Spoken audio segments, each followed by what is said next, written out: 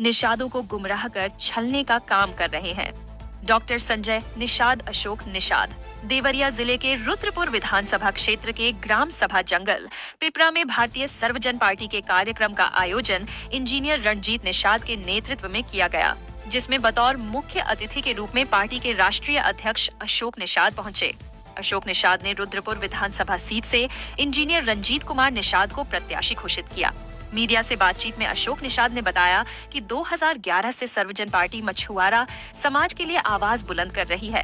कांग्रेस, सपा, बसपा और भाजपा मछुआरा समाज के लोगों से सिर्फ वोट लेते आई है, लेकिन इनको अभी तक आरक्षण नहीं मिला। भारतीय सर्वजन पार्टी मछुआरों की आवाज हमेशा उठाती रहेगी। उन्होंने कहा कि भारतीय जनता पार्टी की सरकार में निषाद पार्टी के राष्ट्रीय अध्यक्ष डॉक्टर संजय निषाद गठबंधन में हैं। उन्होंने निषादों के साथ धोखा किया है, आरक्षण के नाम पर निषादों से वोट ले लिया, लेकिन निषादों को अभी तक आरक्षण नहीं दिलाया। तो वहीं भारतीय सर्वजन पार्टी के रुद्रपुर विधानसभा के प्रत्याशी इंजीनियर रंजीत कुमार निषाद ने कहा कि राष्ट्रीय अध्यक्ष जी के द्वारा हमको प्रत्याशी घोषित किया गया है।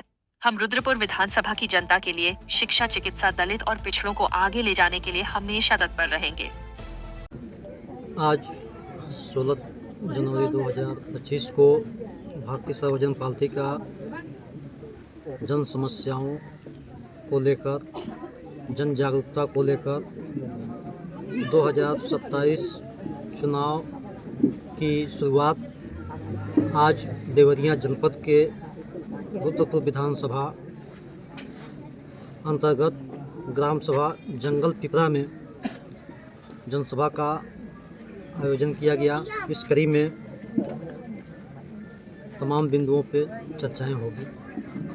जी, क्या आपने अभी जो है विधानसभा प्रत्याशी भी घोषित किया है क्या रुद्रपुर? आज इस कार्यक्रम में मैं रुद्रपुर विधानसभा से भारतीय सर्वजन पार्टी का प्रत्याशी इंजीनियर रंजीत कुमार निषाद को घोषित करता हूँ। शेष प्रत्याशियों का समय अनुसार घोषित किया जाएगा। जैसे निषाद बिरादरी को लेकर कई अन्य पार्टियां हैं जो चुनावी मैदान में हैं, लेकिन निषादों की जो मूल आरक्षण है, जो मूल चीज़ें हैं, उस पर कोई बात नहीं करता है, तो आपकी पार्टी इस पर क्या करेगी?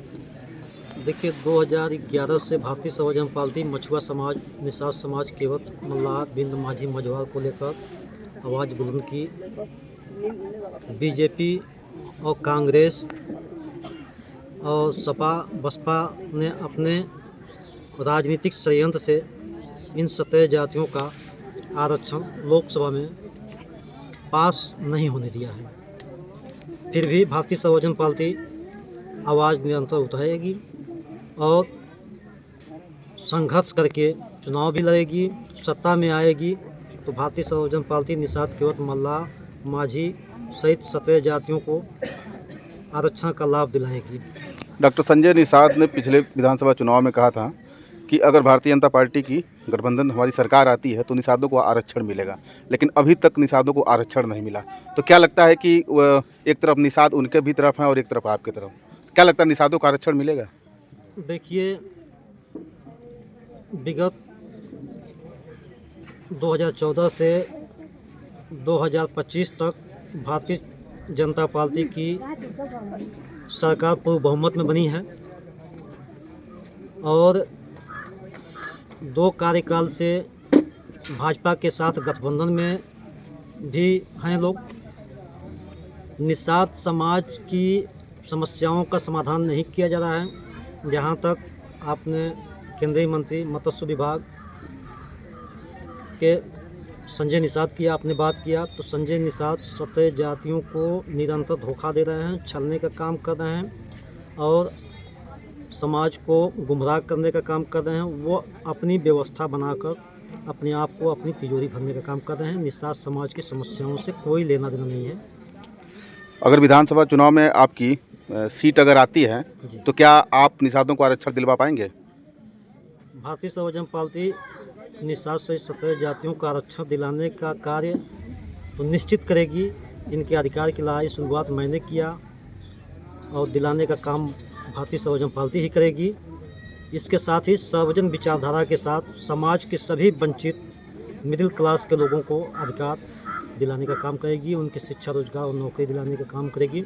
इन्हीं बिंदुओं के साथ मैं ये भी कहना चाहता हूँ कि उत्तर प्रदेश के मत्स्य विभाग के मंत्री जी अगर चाहें तो 50,000 युवाओं को सरकारी नौकरी मत्स्य विभाग में दे सकते हैं, लेकिन मत्स्य विभाग के इसके पूर्व के मंत्री भी 1,000 लोगों को भी नौकरी नहीं दिए और वर्तमान मत्स्य विभाग के मंत्री ने भी 1,000 लोगों को नौकरी देने का कार्य नहीं कर पाए हैं। भारतीय सर्वजन पार्टी की सरकार अगर बनती है तो उत्तर प्रदेश में मत्स्य विभाग से 50,000 युवाओं को नौकरी देने का काम करेगी। हमारा मुख्य मुद्दा रहेगा एजुकेशन का, हेल्थ का और पिछड़ों और दलित को आगे ले जाने का।